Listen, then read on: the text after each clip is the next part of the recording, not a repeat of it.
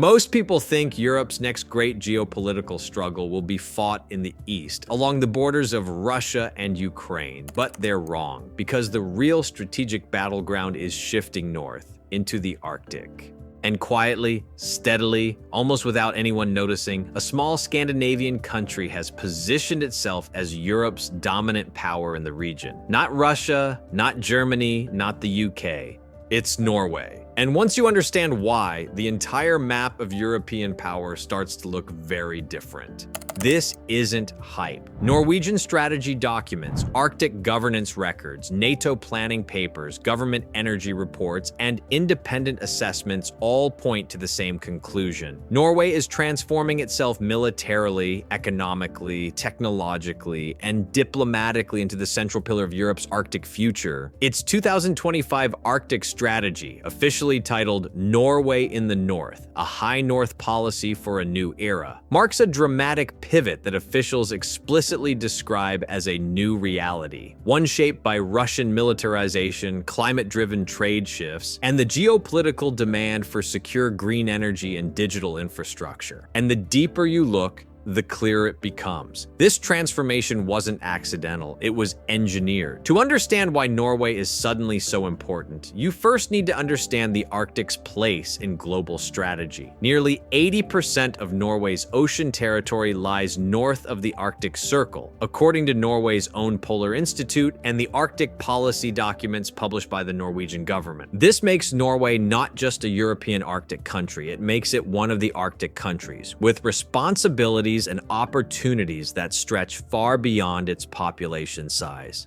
For decades, the Arctic was stable, predictable, and quiet, governed by cooperation through bodies like the Arctic Council. But according to the Norwegian Ministry of Foreign Affairs' 2025 Arctic strategy, everything shifted once Russia intensified its military activities across the high north, expanded bases on the Kola Peninsula, and increased submarine patrols in Arctic waters. Norway suddenly faced the reality that its geography wasn't just unique, it was strategic. The Arctic has long been Russia's naval gateway to the Atlantic. Every intelligence document from NATO to the US Office of Naval Intelligence highlights this. But the only country physically positioned to monitor this activity, to track submarines, and to act as NATO's northern eyes and ears is Norway. This is why, according to multiple NATO reports and Norwegian defense statements, the High North is now considered one of the most strategically sensitive regions in Europe. And unlike many countries, Norway didn't wait. It acted. In 2025, Norway published a document titled Norway in the North, a High North Policy for a New Era. It's one of the most striking strategic pivots in recent European history. For years, Norway's Arctic policy had focused on cooperation, diplomacy, joint scientific research, and a belief that stability in the High North came from engagement. But the new strategy, as stated by the Norwegian government itself, marks a shift towards security. For the first time in decades, Norway openly tied economic development to national defense, something officials said was unavoidable given Russia's growing military posture. The strategy calls for enhanced military mobility across northern Norway, new roads, expanded ports, upgraded runways, improved surveillance, hardened infrastructure, because mobility is survival in the Arctic. It also emphasizes deep cooperation with Sweden and Finland. Both joining NATO fundamentally rewired the region's security dynamics. Norwegian officials have repeatedly said that Nordic interoperability is now a cornerstone of Arctic defense. This isn't just talk. The Nordic region now coordinates air patrols, radar coverage, naval activity, and intelligence sharing at a level previously impossible. Norway's strategy also stresses something Washington and Brussels strongly agree on. Norway isn't just defending itself, it's defending NATO's northern flank, and the alliance now plans around that reality. But military strategy only tells half the story. Norway's rise as an Arctic powerhouse also comes from something even more important to Europe: energy. About 90% of Norway's electricity comes from hydroelectric power, and more than 98% from renewable sources overall, according to Statistics Norway and the Norwegian Water Resources and Energy Directorate. This makes it one of the cleanest energy grids on Earth. But what makes it strategically valuable is its export capacity. Norway supplies massive amounts of power through subsea cables like the North Sea Link to the UK and the NordLink cable to Germany, which the European Commission has highlighted as critical for grid stability. This means Norway plays a silent but essential role. When Europe's wind farms slow or when Germany needs balancing energy, Norwegian hydroelectric power steps in instantly. In practical terms, that makes Norway a backbone of Europe's green energy transition. But this energy surplus does something even bigger. It attracts data centers, AI clusters, and advanced digital infrastructure that require enormous amounts of stable, renewable power. Reports from the Norwegian government and major tech companies confirm Norway is becoming a European hub for AI and high-capacity data processing. One of the clearest examples is Stargate Norway, a $1 billion AI data center project announced by OpenAI and major Norwegian partners, designed to run on massive amounts of clean hydropower in northern Norway and host around 100,000 advanced GPUs when completed. This isn't just energy, it's digital sovereignty. And as Europe tries to reduce reliance on foreign technology platforms, Norway's green, stable, Arctic-connected digital ecosystem becomes incredibly valuable. Here's a development almost nobody outside the region understands. Norway and Denmark, along with Danish-controlled Greenland, have quietly formed a strategic, multi-billion-dollar Arctic partnership, a coordinated bloc built through complementary defense spending, surveillance upgrades, and Arctic infrastructure investments. Public reporting from Scandinavian governments and Arctic economic analyses show this partnership focuses on maritime monitoring, satellite programs, shared Arctic infrastructure, resource protection, management of emerging sea routes, and an expanding network of renewable energy projects. Denmark alone has already announced more than 40 billion Danish kroner in new Arctic and North Atlantic defense spending, while Norway is simultaneously upgrading its own northern bases, ports, and coastal infrastructure. Together, they control enormous Arctic coastlines, exclusive economic zones, and access points to the emerging trade routes created by melting ice. When the Northern Sea Route becomes reliably navigable, something Norwegian and international climate researchers say is increasingly likely, global shipping patterns could shift. And the countries best positioned to benefit are the ones already holding the gateways: Norway and Denmark.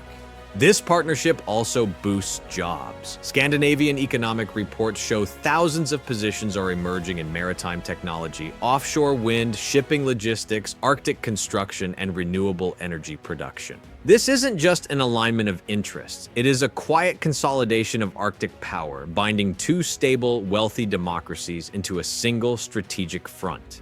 The Arctic is not an empty frontier. It's part of Norway's national identity. Fishing remains a core economic pillar, with Norway's fisheries among the most valuable in the world according to OECD and government numbers. Mining, logistics, and coastal shipping have long shaped northern communities. But now climate change is reshaping the region. According to Norwegian and international environmental studies, melting ice is unlocking new waters, new resources, and new transit possibilities. Norway is preparing for this future by massively expanding LNG terminals and investing in offshore wind networks along its northern coastline. These facilities, highlighted in government planning documents, are designed to turn Norway's north into a major energy bridge for Europe.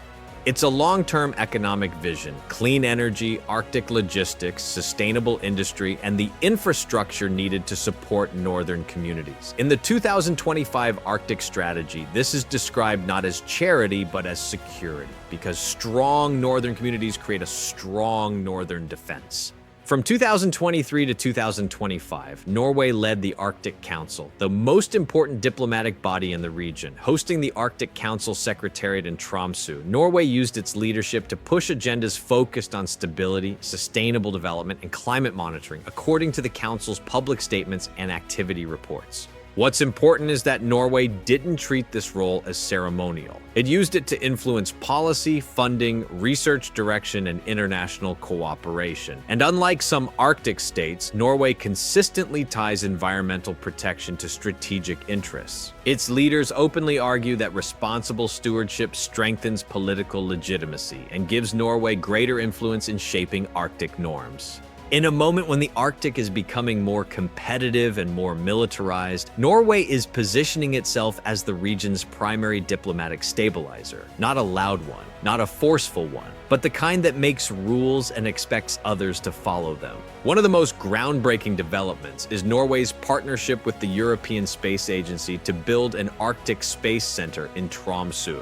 This center is currently in the planning stage after ESA and Norway signed a letter of intent in 2025, and public statements from ESA describe its primary purpose as developing space-based tools for climate monitoring, maritime surveillance, energy grid management, emergency response, and Arctic environmental research. Space technology might not sound like Arctic power, but in modern geopolitics, it absolutely is. Satellites give Norway the ability to monitor ships, track environmental shifts, watch trade routes, and provide critical data to Europe's climate and energy systems. With Arctic ice melting faster than expected, according to multiple climate research institutions, the need for accurate data will only grow, and Norway is positioning itself as the one who collects it. Norway has always been one of NATO's most quietly capable militaries. It operates advanced F-35 fighters, submarines optimized for Arctic waters, one of Europe's best intelligence networks, and a coast guard that routinely enforces law in extreme environments. But since Russia's full-scale invasion of Ukraine, Norway's military posture has been transformed. Its new Arctic strategy explicitly links security with infrastructure, economic development, and national identity.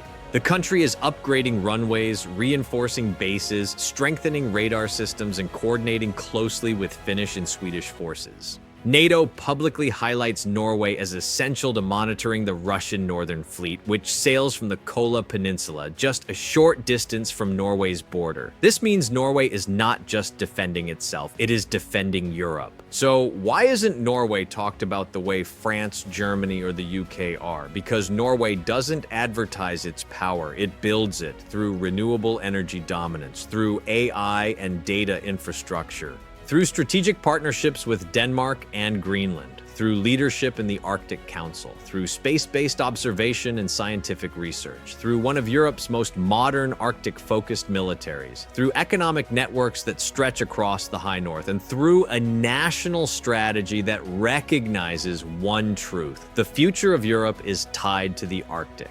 While bigger countries argue about budgets, pipelines, and politics, Norway is quietly shaping the most important emerging region of the 21st century, a region rich in resources, a region opening new trade corridors between continents, a region critical for climate monitoring, energy security, and global stability, a region where geography, technology, diplomacy, and military power intersect. This is why Norway is becoming Europe's Arctic powerhouse, not loudly, not dramatically, but decisively. And by the time the world realizes how much influence the Arctic holds, Norway will already be standing at the center of it.